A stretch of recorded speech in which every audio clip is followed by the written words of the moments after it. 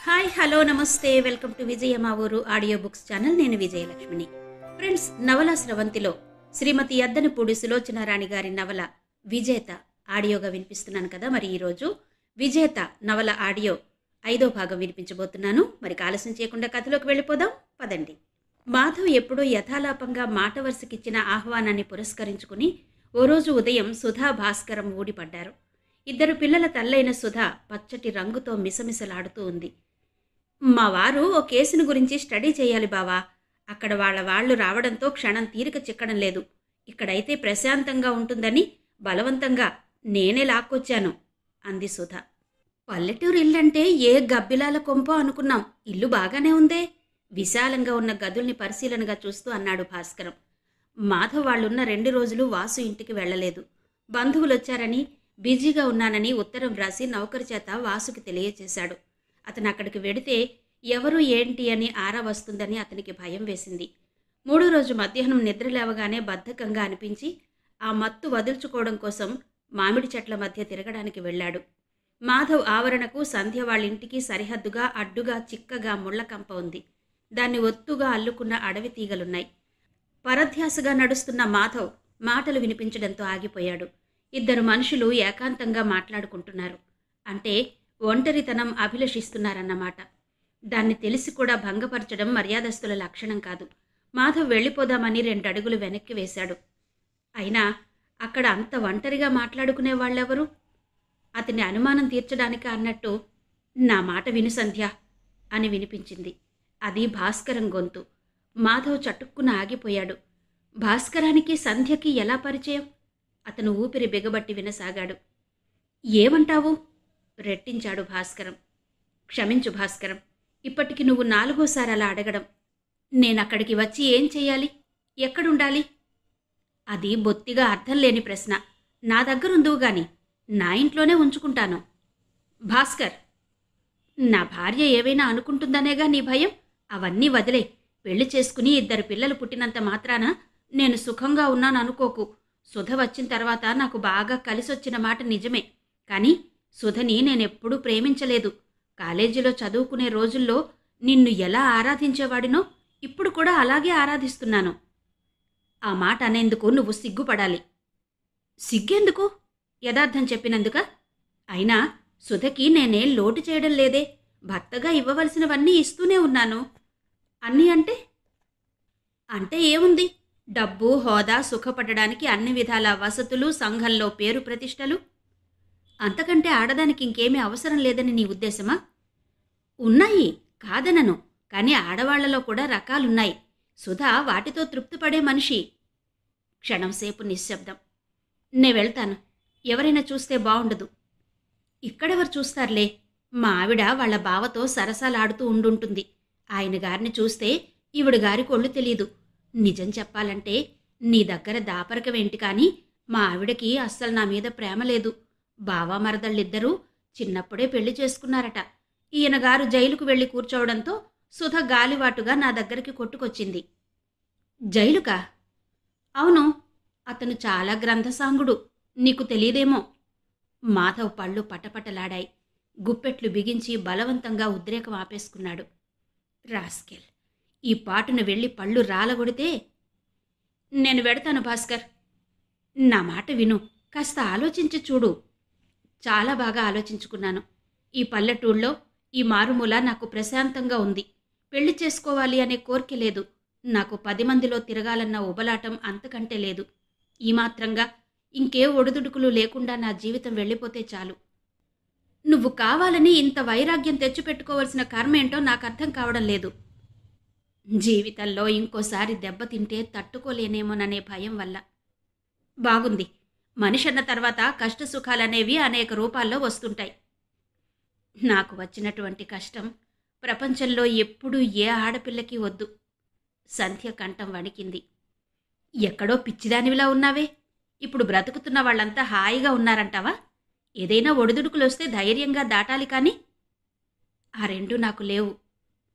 జీవితాన్ని అసహ్యించుకుంటూ బ్రతకడం వల్ల ప్రయోజనం? అదే నాకు తెలీదు. ఒక్కోసారి ఆలోచిస్తే నేనెందుకు బ్రతుకుతున్నానో నాకే తెలీదు. వాసు లేకపోతే, వాడికి నా అవసరం లేకపోతే వాడొకడు మధ్య మెడకి గుదిబండ నీకు. పొరపడుతున్నావు. ఈ ప్రపంచంలో నాకున్న ఒకే ఒక్క బంధం వాసు. ఏంటో నీ మాటల ధోరణే మారిపోయింది. చురుగ్గా తిరిగే ఆ మెరుపు తీగ సంధ్యనా అనిపిస్తుంది. ఇప్పటికైనా అది అర్థం చేసుకుంటే సంతోషిస్తాను. వస్తాను భాస్కరం. సాయంత్రం అలా ఇంటికేసి రావా? రాను. క్షణంసేపు నిశ్శబ్దం. మళ్ళీ సంధ్య గొంతుక వినిపించింది. భాస్కర్, ఒకటి మాత్రం నిన్ను వేడుకుంటున్నాను. మన పరిచయాన్ని గురించి దయ ఉంచి ఇక్కడెక్కడా బయట పెట్టవద్దు. ఏ? అభిమానం కలవారెవరైనా ఈర్ష్యపడి దూరమవుతారని భయమా?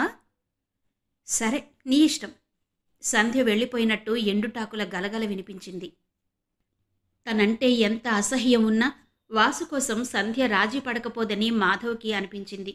సంధ్యలో పేరుకున్న ఈ కాఠిన్యాన్ని సడలించాలంటే వాసు ఒక్కటే ఆధారం. అందుకే మాధవ్ ఆ ఆధారాన్ని గట్టిగా పట్టుకున్నాడు. అతని పట్టుదల మహా చెడ్డది. ఏదైనా అనుకుంటే సాధించి పొందే వరకు నిద్రపోడు. ఆశించింది లభించడం ఆలస్యమైతే నిరాశతో కాళ్ళు బారచాచి ఆ ప్రయత్నించి విరమించుకునే మనిషి కాదు. 100కి 100 పాళ్ళు దృఢమైన నమ్మకంతో చివరి వరకు ప్రయత్నం చేస్తూనే ఉంటాడు. అందులో అలసట కానీ విసుగు కానీ ఉండదు. విరామం అసలే ఉండదు. తెలుసో తెలియకో తన మూలంగా సంధ్యకి తీవ్రమైన అన్యాయం జరిగింది. దాన్ని సరిదిద్దవలసిన బాధ్యత తనది అనుకున్నాడు. పరిస్థితులు వక్రించి వాడిపోయి నేలరాలి ఎండిపోవడానికి సిద్ధంగా ఉన్న సంధ్య జీవనలతని సరిచేసి ఆధారం అందించి నీళ్లు పోసి మళ్లీ అది కళకళలాడుతూ చిగురు తొడిగి పూలు పూసేలా చేయడం తన ధర్మమని నమ్మాడు. దానికోసమే తీవ్రంగా ప్రయత్నం చేయసాగాడు. సంధ్యకి ఆనందం కలగాలంటే ఏ విషయం చేపట్టాలో సూక్ష్మగ్రాహి అయిన అతని మనసు ఇట్టే గ్రహించింది. ఏనాటికైనా వాసు ద్వారానే తను సంధ్యను గెలుచుకోగలగాలి. వారం 10 రోజులు తిరగకముందే హైదరాబాద్లో తనకు తెలిసిన వాళ్ల ద్వారా ప్రయత్నించి స్పెషలిస్ట్ను తీసుకొచ్చి చూపించాడు. ఆయన వాసుని పరీక్ష చేసి ఆపరేషన్ చేస్తే అతని కాలు సరి అవ్వచ్చని, కానీ 6-7 వారాలు పూర్తిగా హాస్పిటల్లోనే చికిత్స కోసం ఉంచాలని చెప్పాడు. సంధ్య ఆయా ముఖాలు చూసుకున్నారు. వాసు ఆపరేషన్ గురించి ఒక నిశ్చయానికి రావడానికి దాదాపు 1 రోజుల పాటు తర్జన భర్జనలు జరిగాయి. ఆపరేషన్కి కావలసిన ఖర్చంతా ప్రస్తుతం తను భరిస్తానని, ఆ తర్వాత వీలు వెంబడి తనకి తీర్చమని మాధవ్ సూచించాడు. అక్కా, నీ ఇష్టం. నువ్వు కాదంటే నేనేమీ అనుకోను అన్నాడు వాసు దిగులుగా. ఆయా కూడా వాసుపక్షం వహించి వాదించడంతో చివరికి సంధ్యకి బలవంతాన ఊ అని అంగీకారం తెలపడం కంటే మరో గత్యంతరం లేకపోయింది. ఆ రోజే వాసు వెళ్లేది. మాధవ్ తనే స్వయంగా కారులో తీసుకువెడుతున్నాడు. వెనక సీట్లో వాసు కోసం మెత్తని దిండ్లు పరిచి జాగ్రత్తగా తయారు చేశారు. కారు వచ్చి ఇంటి ముందాగింది. మాధవ్ దిగి లోపలికొచ్చేసరికి సంధ్య పాలిపోయిన ముఖంతో వాసు చెయ్యి గట్టిగా పట్టుకుని నిలబడి ఉంది. ఆయా వాసుకి కావలసిన ముఖ్యమైన సామాన్లు కారులో పెడుతోంది. మాధవ్ మెల్లిగా మంచం దగ్గరకొచ్చాడు.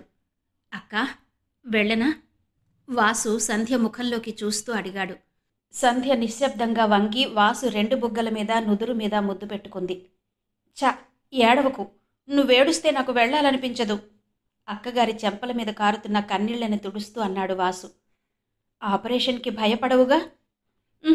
నాకెందుకు భయం? నువ్వొకవేళ భయపడితే ధైర్యం చెప్పడానికి దగ్గర నేనుండనుగా, అందుకని. నువ్వు లేకపోతేనే మాధవ్ ఉన్నారుగా. సంధ్య ముఖం ఈర్ష్యతో ముడుచుకుపోవడం వాసు గమనించలేదు. అయినా చూడు, నేను 1 రోజుల్లో పరిగెత్తుకుంటూ రాకపోతే, వాసు ఉత్సాహంగా అన్నాడు. 1 రోజులు. సంధ్య మనసు బరువుగా మూలిగింది. మాధవ్ టైం అయింది అంటూ వాసుని 2 చేతులతో లేపి కారు దగ్గరకు తీసుకువెళ్ళాడు. నొప్పిగా ఉందా? వాసు నుదుటి మీద పట్టిన చెమటను తుడుస్తూ అడిగాడతను. అయినా పర్వాలేదు. వాసు మాధవ్ మెడ చుట్టూ చెయ్యి వేస్తూ బలవంతంగా నవ్వాడు. అతను చూపుతున్న ధైర్యానికి ఓర్పుకి అందరి కళ్లలోనూ నీళ్లు తిరిగాయి. కారు బయలుదేరబోయే ముందు మాధవ్ సంధ్య వైపు చూశాడు. సంధ్య చూపులు వాసు ముఖం మీద నిలిచి ఉన్నాయి. ప్రియాతి ప్రియమైన వస్తువేదో దూరం చేసుకుంటూ ఆఖరిసారిగా మనసారా చూస్తున్న బాధ మనసులో మెలితిరుగుతున్నట్టు కళ్ళు విషాదంగా ఉన్నాయి. రమ్మంటే రాలేదు. తను వచ్చినా బావుండేది అన్నాడు మాధవ్ బాధగా. ఎవరు? అక్క సంగతేనా మీరు చెప్పేది? రాకపోవడమే మంచిది రండి. ఒకవేళ నేను బాధ భరించలేక కేకలు పెట్టి ఏడుస్తే అది అసలే చూడలేదు అన్నాడు బాధగా వాసు. కారు దూరం అయిపోగానే శూన్యంలోకి చూస్తూ శిలాప్రతిమలా నిలబడిపోయింది సంధ్య. ఈ ప్రపంచంలో తనకు మిగిలిన కాస్త అనుబంధాన్ని మాధవ్ బలవంతంగా దూరంగా లాక్కుపోయి తనని ఒంటరిదాన్ని చేసేస్తున్నట్టు అనిపించసాగింది. వాసుని ఆపరేషన్ టేబుల్ మీదకు తీసుకువెళ్లడానికి సిద్ధం చేశారు. పైకి చెప్పకపోయినా భయంతో వాసు ముఖం తెల్లగా పాలిపోయి ఉంది. పక్కనే ఉన్న మాధవ్ వాసు చేతిని పట్టుకుని ప్రేమతో చూస్తూ, భయపడడం లేదుగా అన్నాడు. భయం దేనికి? అంత సవ్యంగా ముగిస్తే మీ అందరిలా నేను బ్రతుకుతాను. లేకపోతే అవిటివాడిగా క్షణక్షణం చేస్తూ ఆ మంచంలో బ్రతికే కంటే ప్రాణం పోవడం. అలా అనకూడదు, ధైర్యంగా ఉండాలి. వాసు నుదుటి మీద పడిన జుట్టును సరిచేస్తూ అన్నాడు మాధవ్. వాసు మాధవ్ చేతిని 2 చేతులతో గట్టిగా పట్టుకుంటూ, కానీ ఆపరేషన్ టేబుల్ మీదకు వెళ్ళబోయే ముందు మిమ్మల్ని ఒకటి అడుగుతాను, మీరు వాగ్దానం చెయ్యాలి అన్నాడు. ఏంటది? చెప్పు. ఎప్పుడైనా నీ మాట కాదన్నానా? చెప్పు వాసు. ఒకవేళ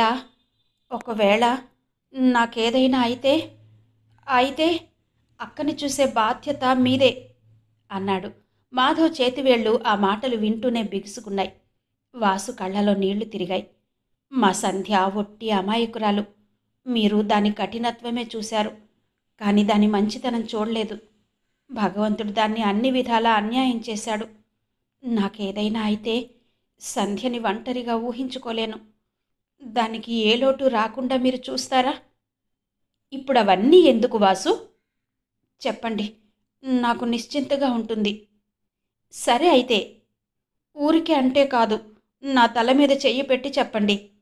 సరే కాదు, ఒట్టు వెయ్యాలి. నీ మీద ఒట్టు, సరేనా?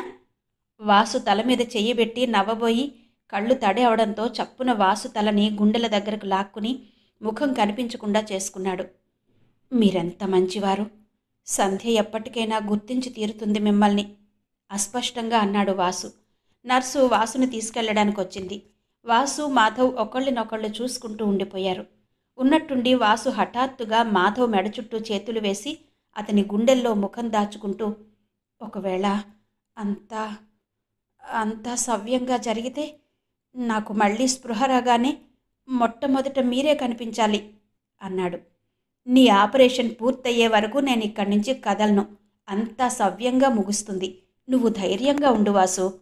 వాసు భుజాల చుట్టూ చెయ్యి వేసి గట్టిగా హృదయానికి హత్తుకుంటూ అన్నాడు మాధవ్. అక్క సంగతి మర్చిపోవద్దు. ఇది వాసు ఆఖరి మాట. నర్సు వాసును తీసుకుని వెళ్ళిపోయింది. ఆపరేషన్ గది తలుపులు మూసుకున్నాయి. బయట ఒంటరిగా నిలబడిపోయాడు మాధవ్. ఒకవేళ వాసుకేదైనా అయితే? ఎన్నడూ లేనిది భయంతో అతని శరీరం జలధరించింది. సంధ్య ముఖం తను చూడగలడా? 2 రోజుల తర్వాత హాస్పిటల్కి ఆయా సంధ్య వచ్చారు. తెల్లటి బెడ్ మీద రక్తం లేక పాలిపోయినట్టు పడుకుని ఉన్న, ముఖంలో నీరసం బాగా కనిపిస్తున్నా వాసు కళ్ళు మాత్రం ఉత్సాహంతో మెరుస్తున్నాయి. సంధ్య దగ్గరగా వెళ్ళింది. అక్కా? వాసు? అప్పటికే నిండి ఉన్న కన్నీళ్లు జారి వాసు నుదిటి మీద పడ్డాయి. ఎందుకు? అంతా సవ్యంగా జరిగిపోయిందిగా. అక్కా, నేను క్షేమంగా బ్రతికి బయటపడ్డందుకు నిజంగా నీకు ఆనందంగా ఉందా చెప్పు? వాసు అడిగే తీరు చూసి సంధ్య తెల్లబోయింది. నిజంగా నువ్వు మనస్ఫూర్తిగా సంతోషిస్తుంటే నువ్వు స్వయంగా మాధవ్ గారికి కృతజ్ఞతలు చెప్పు. ఆయన రుణం మనం ఎన్ని జన్మలెత్తినా తీర్చుకోగలమా? నువ్వే చెప్పు అన్నాడు. అక్కగారి మనసులో మాధవ్ పట్ల సదభిప్రాయాన్ని తెప్పించి అవునని ఒప్పించడానికి ఇదే మంచి అవకాశం అని ఆశించిన వాసు సంధ్య నోటి చేత అవుననిపించడానికి తహతహలాడిపోతున్నాడు. క్షణంసేపు బిత్తరపోయిన సంధ్య నోట్లో నుంచి ఏ మాట లేకుండా తమ్ముడి వైపు చూస్తూ నిలబడిపోయింది. వాసు మాటలు విని సంధ్య చూడబోయే ఆ చల్లటి చూపు కోసం ఆత్రంగా ఎదురుచూసిన మాధవ్కి నిరాశ తప్ప ఏమీ ఎదురవ్వలేదు. అక్కడి నుంచి వెళ్ళిపోయి గుమ్మంలో నిలబడ్డాడు. తనెందుకు బాధపడాలి? వాసు ద్వారా సంధ్యకి కలిగిన అన్యాయం సరిచెయ్యాలనుకున్నాడు. చేస్తున్నాడు. అంతే. సంధ్య తనను గుర్తించి కృతజ్ఞత చూపించకపోతే ఏం? గుర్తించకపోని తను చేయగలిగింది చేస్తాడు. అంతే. హలో మధు. మాధవ్ ఉలిక్కిపడి వెనక్కి తిరిగి చూశాడు. జ్యోతి పరిగెత్తుకుంటూ వచ్చింది. మధు, నువ్వు ఇక్కడ ఆశ్చర్యాన్నంతా కళ్ళలోనూ కనుబొమ్మల్లోనూ చూపిస్తూ చొరవగా అతని చేతిని తన చేతిలోకి తీసుకుంటూ అడిగింది. నువ్వు ముందు ఇక్కడెందుకున్నావు చెప్పు అన్నాడు మాధవ్. నా ఫ్రెండ్ ఒక అమ్మాయికి ఆపరేషన్ అయింది. మరి నువ్విక్కడెందుకున్నావు? నాకు తెలిసిన కుర్రాడికి ఆపరేషన్ అయింది.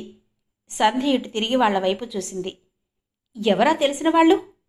నువ్వెరగవులే, నీకు తెలీదు. నాకు తెలియని నీ మిత్రులెవరబ్బా?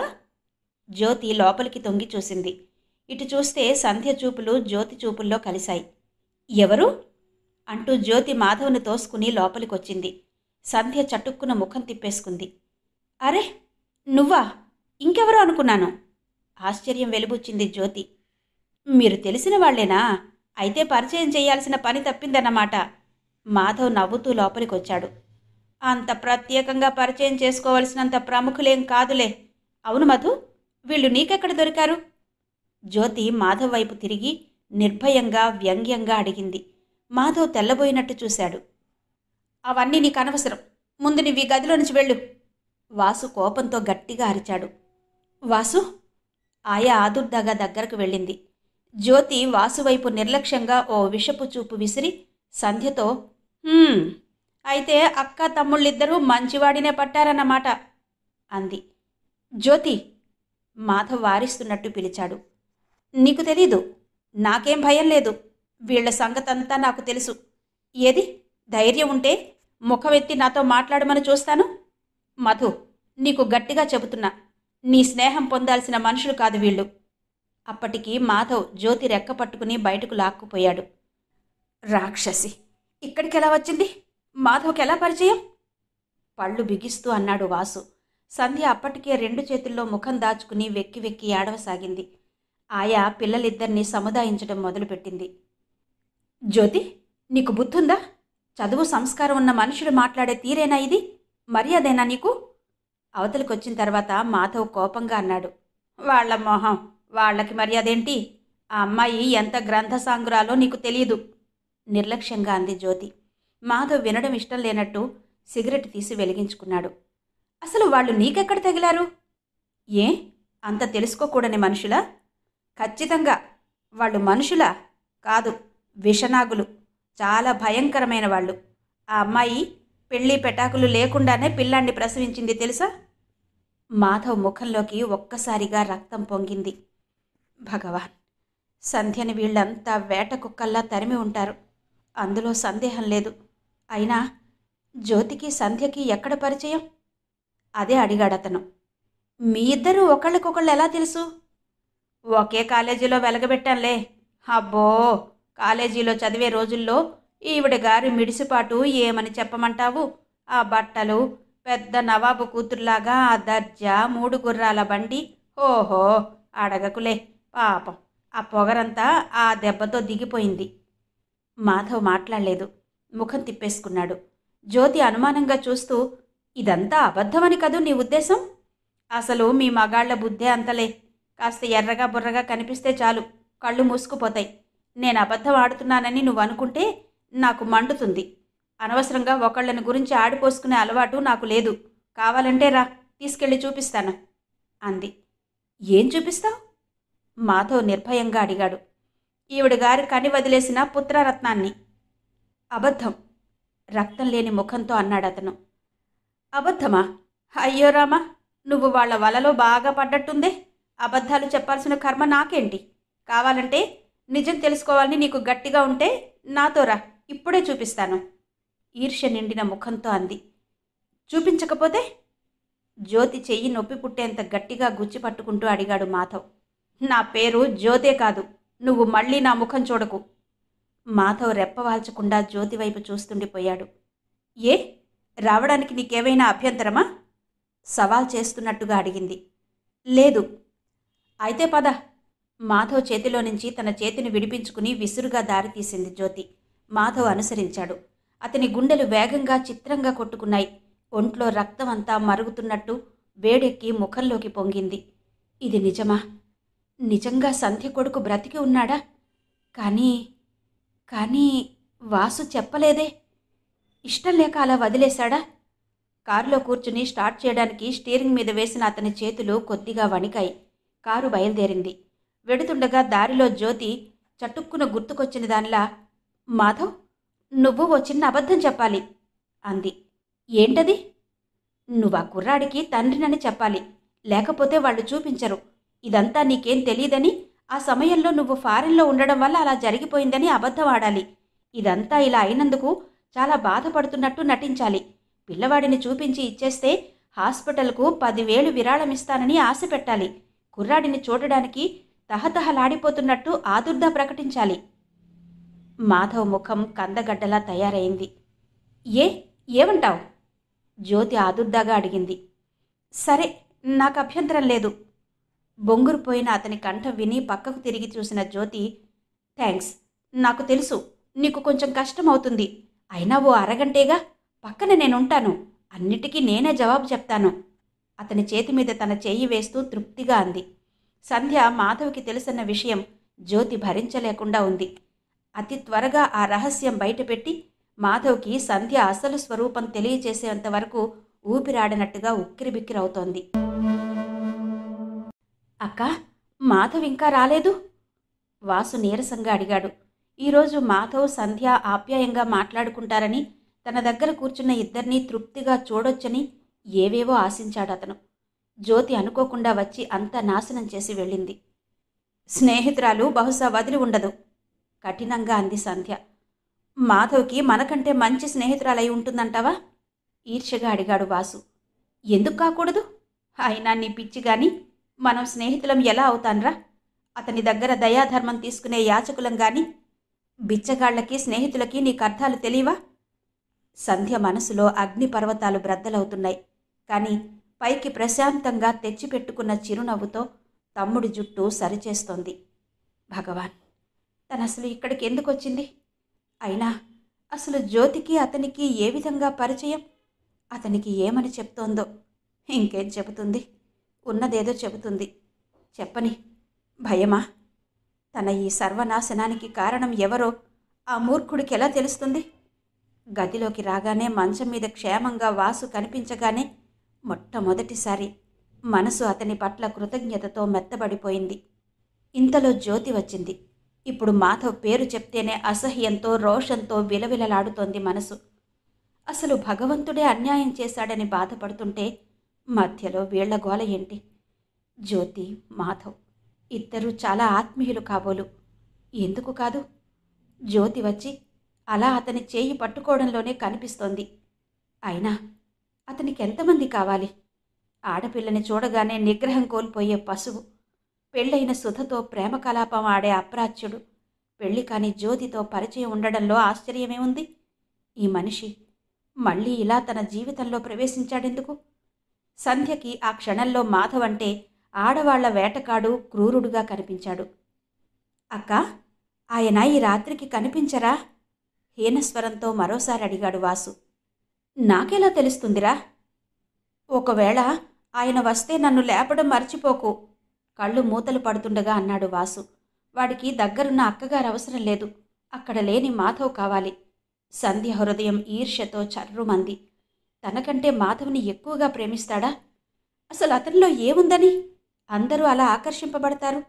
ఒక్క వాసే కాదు, ఇప్పుడిప్పుడు ఊళ్ళో వాళ్ళు కూడా కమ్మరి, సాలే, పల్లె అని విచక్షణ లేకుండా అందరూ అతని దగ్గరకొచ్చి స్వవిషయాలు చెప్పుకుని, దొరగారు ఏం చేయమంటారండి అంటూ సలహా అడుగుతారు. ఇలాంటి హీనులకి భగవంతుడు అలాంటి ఆకర్షణ ప్రత్యేకంగా ఎందుకిస్తాడో మరి అనుకుంది సంధ్య. మాధవ్, జ్యోతి కారు దిగి సరాసరి నర్సింగ్ హోంలోకి వెళ్లారు.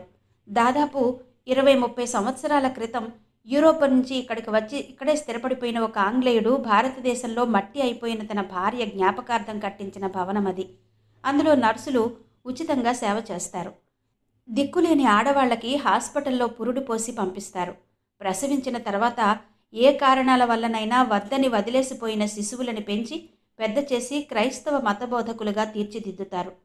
సాధారణంగా ఈ నర్సింగ్ హోమ్కి మరీ బీదవాళ్లు, అసలు దిక్కులేని వాళ్ళు తప్ప ఉన్నత కుటుంబీకులు కానీ, గౌరవనీయులైన వాళ్ళు కానీ రారు. జ్యోతి తెల్లగా, పొట్టిగా, గుమ్మటంలా ఉన్న ఓ సిస్టర్ని కలుసుకుని ప్రసాద్ పేరు చెప్పి తనని పరిచయం చేసుకుంది. సంధ్య విషయం ఎత్తి మాధవ్ని పరిచయం చేసింది. ముందు కుర్రాడి సంగతి ఏమీ చెప్పకుండా సిస్టర్ ఇద్దరినీ అనుమానంగా చూస్తూ సవాలక్ష ప్రశ్నలు వేసింది. జ్యోతి వాటన్నిటికీ చురుగ్గా చాలా తెలివిగా సమాధానాలిచ్చింది. క్షమించాలి, ఆ సమయంలో నేను లేను, చాలా పొరపాటైపోయింది ఎలాగో అయిపోయిన కంఠంతో అన్నాడు మాధవ్. దాందే ఉందిలేండి, పొరపాటు చేయడం అనేది మానవ సహజం. అది తెలుసుకుని చక్కదిద్దుకున్నప్పుడే మానవోత్తముడవుతాడు. మీలో కుర్రాడి పోలికలు స్పష్టంగా కనిపిస్తున్నాయి. నాకు వేరే సాక్ష్యాలు కూడా అవసరం లేదు.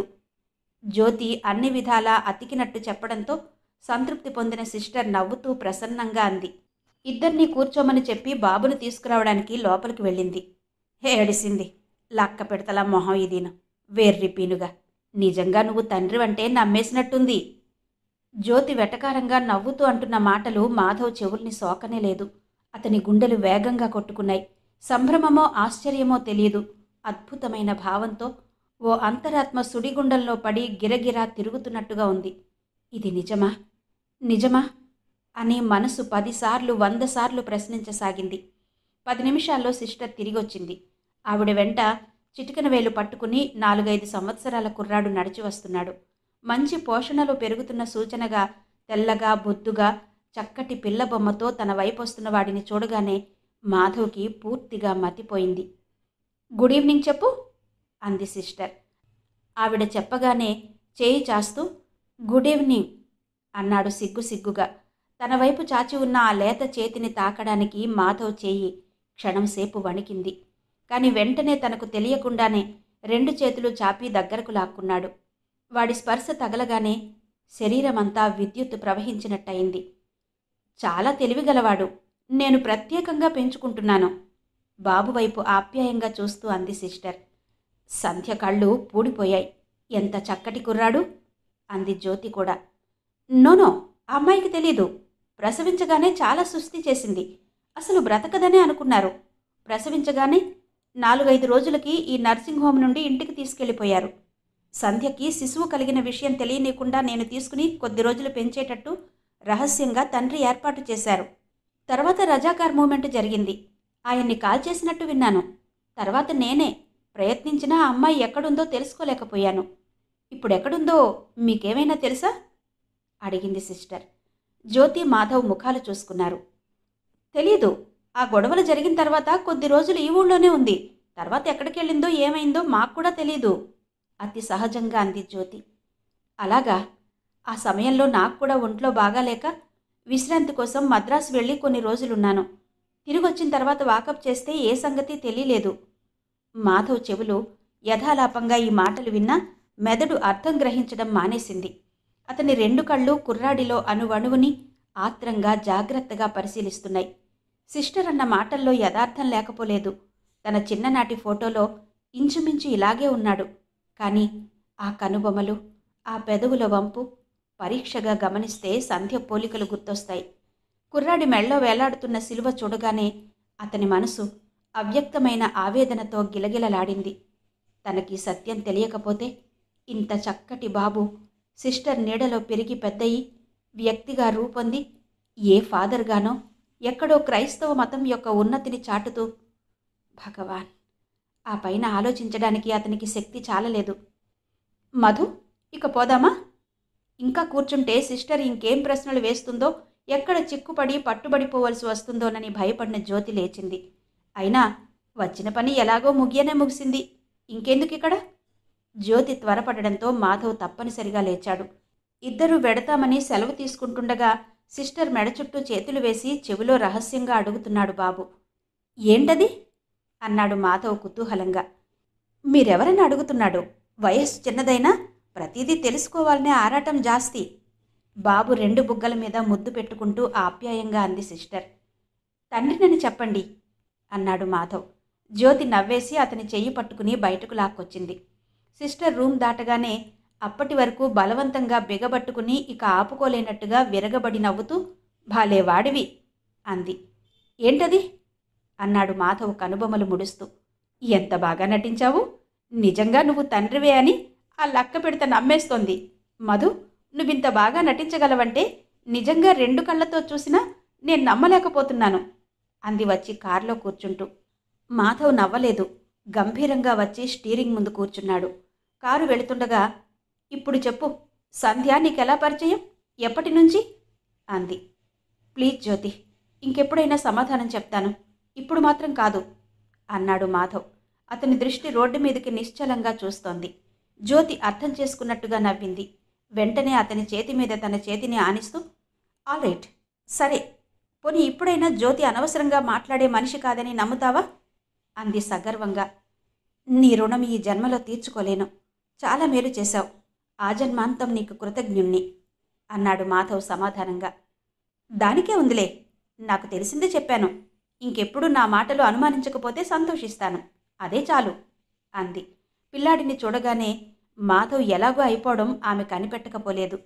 అయితే ఈ మధ్య ప్రవర్తనలో మార్పుకి కారణం సంధ్య అన్నమాట. అసలు వీళ్ళిద్దరికీ పరిచయం ఎలా అయిందో, ఎలాగైనా అవని, ఈ దెబ్బతో అతను సంధ్య నీడ చూడడానికి కూడా అసహ్యించుకుంటాడు, అందులో ఏమాత్రం సందేహం లేదు అనుకుంది జ్యోతి.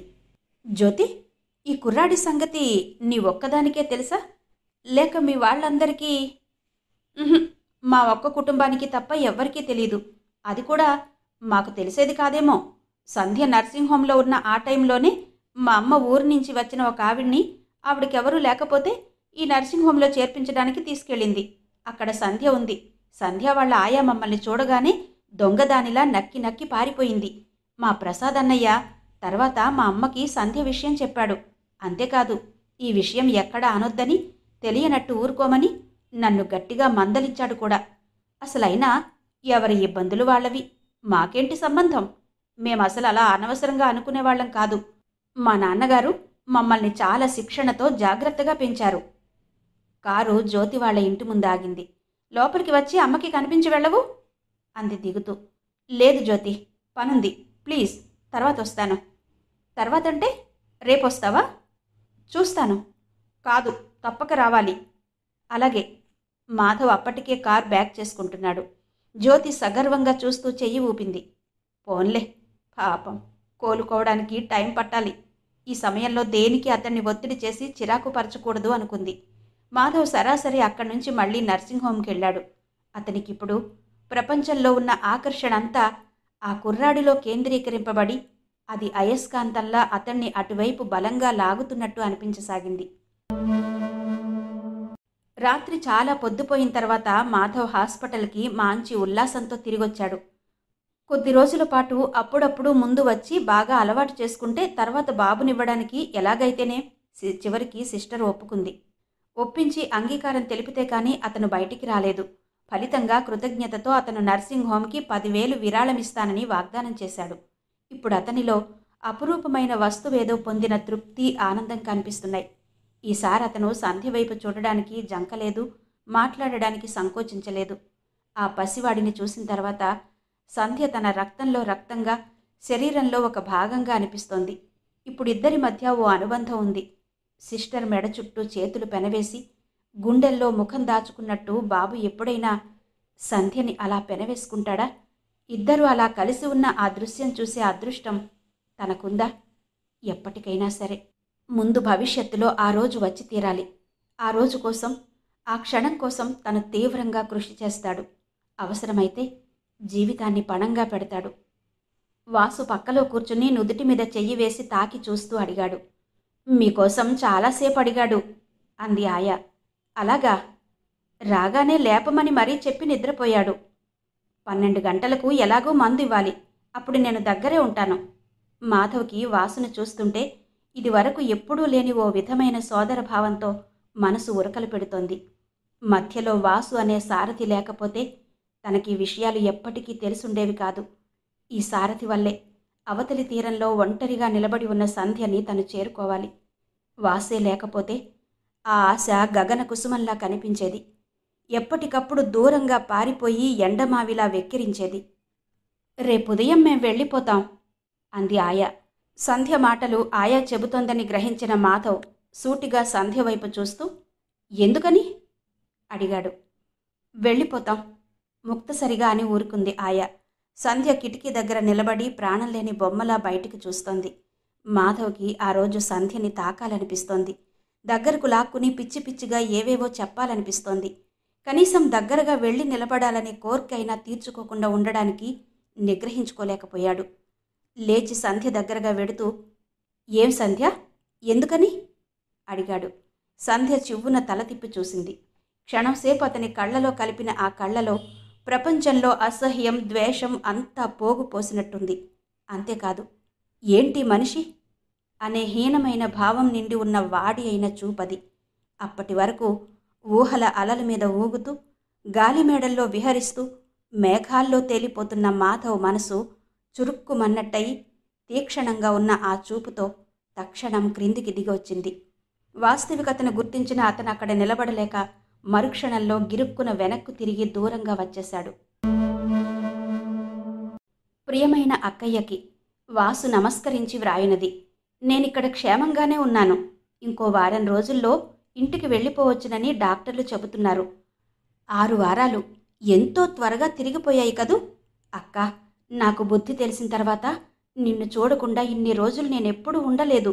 నాకెలాగో ఉంది. ఎప్పుడెప్పుడు నీ దగ్గరకు పరిగెత్తుకొస్తానా అని ఆత్రంగా ఉంది. ఒక్క వారం రోజులేగా, ఎక్సర్సైజ్ మానేస్తే ఏమవుతుంది అంటే మాధవ్ ఒప్పుకోవడం లేదు. అక్క, మళ్ళీ నా 2 కాళ్ల మీద ఇలా నడుస్తుంటే ఎంత బాగుందని. పాత జీవితం అంతా భయంకరమైన పీడకలలా తోస్తోంది. పడుకుని నిద్రపోవాలంటే భయం. మళ్ళీ నిద్ర మెలకు వచ్చేసరికి కుంటివానిగా మంచంలో ఉండిపోతానేమో.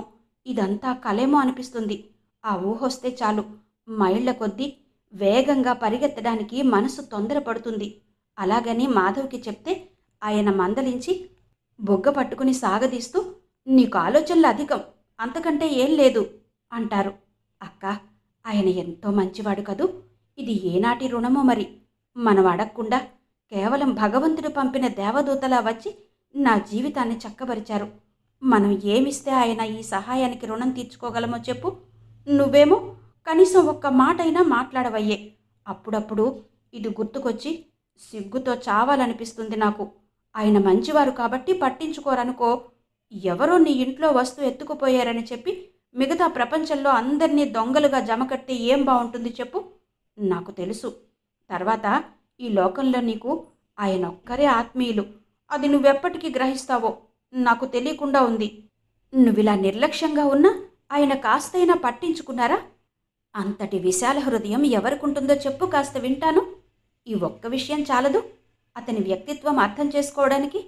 మాధవ్ లాంటి వాళ్ళు ఉండబట్టే ఇంకా ఈ లోకం అక్కడక్కడ దయా, ధర్మం, జాలి, స్నేహం కనిపిస్తున్నాయని నా ఉద్దేశం. కేవలం నా నిస్సహాయ స్థితి చూసి జాలిపడి చితికిపోయిన మన కుటుంబం మీద సానుభూతి కాకపోతే అతనికి ఇదంతా చేయాల్సిన అవసరమేంటి? నాకెందుకో మీ ఇద్దరు స్నేహంగా ఉంటే బాగుండుననిపిస్తుంది. నాకు తెలుసులే, ఇలా చేస్తే నీకు కోపం వస్తుంది. అయినా చెప్పకుండా ఉండలేను. ఉండడానికి నా మనసు అంగీకరించడం లేదు. అక్క, అసలు సంగతి మర్చిపోయాను. నిన్న ఈ హాస్పిటల్కు మోహన్ వచ్చాడు. వాళ్ళ మామయ్యకి యాక్సిడెంట్ అయ్యి చెయ్యి విరిగిపోతే ఇక్కడ చేర్పించాడట. నేను వరండాలో తిరుగుతుంటే కనిపించాడు. వాడు నన్ను గుర్తుపట్టలేదు. నేనే గుర్తుపట్టి వాడి దగ్గరికెళ్ళి పలకరించాను. మళ్ళీ నడుస్తున్న నన్ను చూసి ఎంత తెల్లబోయాడని. వాడిప్పుడు 5వ ఫారం చదువుతున్నట్ట. క్రికెట్ ఆట బాగా వచ్చిందట. వాడి మొహం, వాడికసలు బ్యాట్ పట్టుకోవడం నేర్పింది నేను. వాడి కబుర్లు వింటుంటే ఎంత ఈర్ష్య అనిపించిందో. ఈ కాలు కుంటి లేకపోతే ఈసరికి నేను కూడా వాడితో పాటు ఉండాల్సింది కదూ. ఇప్పుడైనా టైం మించిపోలేదు, దిగులు పడకు అంటారు మాధవ్. నిజంగా ఆయన పేరు తలుచుకుంటే నాకు 2 చేతులెత్తి నమస్కరించాలనిపిస్తుంది. ఎలాంటి సమయంలో కూడా దిగజారిపోకుండా ధైర్యం చెప్తారు. అక్క, కాలు నయమైపోయిందిగా, నడవగలుగుతున్నా నేను. మళ్ళీ చదువుకోవచ్చు కదూ. నువ్వు నన్ను స్కూల్లో చేర్పిస్తావుగా. మళ్ళీ పుస్తకాలు పుచ్చుకుని అందరిలా నేను కూడా స్కూలుకు వెళుతున్న దృశ్యం కళ్ళ ముందు కదులుతుంటే, భగవాన్, సంధ్య లాంటి అక్కని, మాధవ్ లాంటి స్నేహితుడిని పొందడానికి మొదటి జన్మలో నేనేం సుకృతం చేశానో అనిపిస్తుంది. మీరిద్దరూ అంత మంచివాళ్ళు, నాకెంత ఆప్తులు. ఆయన అడిగానని చెప్పు. 4-5 రోజుల్లో పరిగెత్తుకొస్తున్నానని తెలియచేయి. ఉంటాను. ఇట్లు వాసు. సుదీర్ఘమైన ఆ ఉత్తరం నిండా మాధవ్ గొడవే. ఎంత చిత్రం. ద్వేషంతో, అవమానంతో అక్క మనసు కరకరమంటే, కృతజ్ఞతతో, స్నేహంతో తమ్ముడి మనసు తొణకిసలాడుతోంది. ఉత్తరం ఎన్నిసార్లు చదివినా ఎక్కడా అక్క నువ్వెలా ఉన్నావు, ఏం చేస్తున్నావు అనే ముక్కలేదు. సాయంత్రం పూట కూరగాయల తోట దగ్గర పరధ్యాసగా నిలబడిపోయి ఆ రోజు మధ్యాహ్నం తమ్ముడి దగ్గర నుండి వచ్చిన ఉత్తరాన్ని పదే పదే నెమరు వేసుకుంటోంది సంధ్య. వాసు కాలు నయమైందన్న ఆనందాన్ని ఈ చదువుకుంటాననే గొడవ ఆవిరిలా మాయం చేస్తోంది. ఇప్పుడు ఇంకో కొత్త సమస్య తలెత్తింది. వాసు చదువు కోసం ఇక ఊపిరాడనివ్వడు. తనకి కూడా చదివించాలనే ఉంది. కానీ ఎలా? ఏం పెట్టి? వేరే ఊరు వెళ్ళి చదువుకోవాలంటే మాటలా? ఎంత డబ్బు కావాలి? ఈ కూరగాయల మీద వచ్చింది పొదుపుగా వాడుకుంటే బొటాబొటిగా తినడానికి సరిపోతోంది. ఇంకా పై ఖర్చులకి కూడా ఎక్కడికి మిగులుతుంది? సంధ్య దృష్టి తోట మీదకి మళ్ళింది. చెట్లు పాదులు ఎదిగి కాపుకొచ్చాయి. పువ్వులు పిందెలతో కళకళలాడుతున్నాయి. ఈ తోటంటే సంధ్యకి చంటిబిడ్డతో సమానం. కష్టపడి బ్రతకడంలో ఎంత తృప్తి ఉంది. మొదట ఈ కాయ కష్టానికి శరీరం ఎదురు తిరిగినా క్రమేపీ అలవాటైపోయింది. ఇప్పుడు బాధేమీ అనిపించదు. పైగా అదో విధమైన ఆనందం కలుగుతుంది. పోనీ ఈ స్థలాన్ని ఇంకా చదును చేసి తోటని ఆ వైపుకి పెంచి పెద్ద చేస్తే బాగానే ఉంటుంది. కానీ మళ్ళీ బోలెడంత ఖర్చు. చేతి కింద ఇంకో మనిషి అవసరం. ఇప్పటికే ఆయా తను శక్తికి మించి చేస్తున్నారు. మళ్ళీ పెట్టుబడి పెట్టాలి. అన్నీ సమస్యలే. అలాగని వాసుని చదువు విషయంలో నిరాశపరచడం కూడా తనకిష్టం లేదు. వాసు చదువుకుని పైకొస్తే ఒకనాటికైనా తన కష్టాలు తీరతాయి. వయస్సు గడిచిన తర్వాతైనా నిశ్చింతగా గడుస్తుంది. ఎల్లకాలం తనకి శక్తి ఉంటుందన్న ఏం నమ్మకం? అందుకే ఈ లోపల వాసు ఈ భారం మోయగలిగిన శక్తిని కల్పించాలి. పోనీ మళ్ళీ హైదరాబాద్ వెళ్ళి ఏదైనా ఉద్యోగం చేసుకుంటే? వద్దు. మళ్ళీ పాత సమస్యలు, పాత విషయాలు అవన్నీ గుండెల్లో పొడిచినట్టయి తనకు జీవితం అంటేనే విరక్తి పుడుతుంది. సంధ్య కళ్ళ ముందు జ్యోతి ముఖం మెదిలింది. చదువుకునే రోజుల్లో జ్యోతికి తన మీద అకారణంగా అసహ్యంగా ఉండేది. అది ఈర్ష్యతో కూడిన చేతకానితనమని తనకు తెలుసు. జీవితం తలక్రిందులై దురదృష్ట దేవత క్రూరంగా నవ్విన ఆ రోజుల్లో తన పతనానికి ఎక్కువగా సంతోషించిన వ్యక్తి జ్యోతి అని చెప్పడానికి ఏమాత్రం సందేహం లేదు. ఆ రోజు హాస్పిటల్లో తనని చూసిన తర్వాత బయటకు వెళ్ళిపోయినప్పుడు మాధవ్కి ఏమని చెప్పి ఉంటుంది? ఇంకే ఉంది. కానీ ఈ దౌర్భాగ్యానికి అంతటికీ కారణమెవరు? 100 ఏళ్ల జీవితం నాశనం చేసుకుని ఈ మారుమూల, ఈ పల్లెటూళ్ళలో జీవోత్సవంలా బ్రతకడానికి బలి చేసింది ఎవరు? అందరిలా ఆత్మీయతకి, గౌరవాభిమానాలకి దూరమయ్యి వెలితిగా బ్రతుకుతున్నది ఎవరి మూలంగా? ఎవరి మూలంగానో ఆ హీనుడికి ఎలా తెలుస్తుంది? ఎవరు తెలియచెబుతారు? అన్నిటికంటే అస్సలు గుర్తుకు వస్తేనే భరించలేని దారుణం, చివరికి తండ్రి కూడా తనని నిర్లక్ష్యంతో కుటుంబ గౌరవాన్ని మంటగలిపిన భూతంలా చూసేవారు. వారి పరువు ప్రతిష్ఠ మింగిన రాక్షసిలా ఏవగించుకునేవారు. ఆయన చూపుల్ని, ఆ కళ్ళలో అసహ్యాన్ని గుర్తుకు తెచ్చుకుంటేనే మనసు విలవిలలాడుతుంది. అన్నిటికంటే అపురూపంగా చూసుకున్నది తండ్రి ప్రేమ. అది పోగొట్టుకున్నప్పుడు తను చూసిన నరకం ఎవరు ఊహించగలరు? అవన్నీ ఎలా మర్చిపోతుంది? వాసుకి తన అవిటితనం బాగు చేయించాడు కాబట్టి కృతజ్ఞతతో మాధవ్ దేవరుడుగా కనిపించవచ్చు. కానీ తన జీవిత కుసుమాన్ని నిర్దాక్షిణ్యంగా నలిపి నాశనం చేసిన మనిషి ముఖం వెగటు లేకుండా తనెలా చూడగలుగుతుంది? అయినా ఇదేం దురదృష్టం! అతనే వచ్చి స్వయంగా వాసుకి ఇంత సహాయం చేయడం ఎంత విచిత్రం! అదే ఇంకో వ్యక్తి అయితే కృతజ్ఞతతో చర్మం వలిచి అతనికి చెప్పులుగా సమర్పించేది. ఇప్పుడు వేరు. వాసుకి తనలో ఉన్న ఈ బాధంతా ఎలా తెలుస్తుంది? సిగ్గు విడిచి తను ఎలా చెప్పగలుగుతుంది? చెప్పలేదు. నిశ్శబ్దంగా ఈ గరళాన్ని మృంగి ఊరుకోవడం కంటే గత్యంతరం లేదు. తనకి కావలసింది వాసు క్షేమం. వాడి ఆరోగ్యం కోసం, వాడిని బాగుచేసి మళ్ళీ జీవితం ఇవ్వడం కోసం గర్భశత్రువైనా సరే వాళ్ల ముందు మోకాళ్ల మీద కూలబడి 2 చేతులు చాచి భిక్షం తీసుకుంటుంది. సిగ్గుపడదు, అవమానం అనుకోదు. మాధవ్ పట్ల తను చూపే నిర్లక్ష్యం, అతనిచ్చిన వస్తువులను తాకాలంటే చూపే అసహ్యం ఆయాకి కూడా అర్థం కాదు. కుతూహలంగా చూస్తుంది. కళ్ళతో కారణమేంటి చెప్పమని ప్రార్థిస్తుంది. కానీ నోరు తెరిచి అడగలేదు. కారణం ఎంత కన్నతల్లిలా చూసినా కొన్ని విషయాల్లో యజమానికి నౌకర్లకి ఉండే హద్దుని తను గిరిగీసి చూపిస్తుందని ఆయాకి అనుభవపూర్వకంగా తెలుసు. అప్పటికే మేఘావృతమై ఉన్న ఆకాశం నుంచి టపటపమని చినుకులు రాలిపడడంతో సంధ్య ఉలిక్కిపడి తలెత్తి చూసింది. ఆకాశంలో పడమటి దిక్కు నుండి కారు మబ్బులు గుంపులు గుంపులుగా ఇటువైపు వస్తున్నాయి. బాగా వానని సూచిస్తున్న వాతావరణం చూసి ఆలోచనల వేగం నుంచి తేరుకున్న సంధ్య గబగబా ఇంటికి నడిచింది.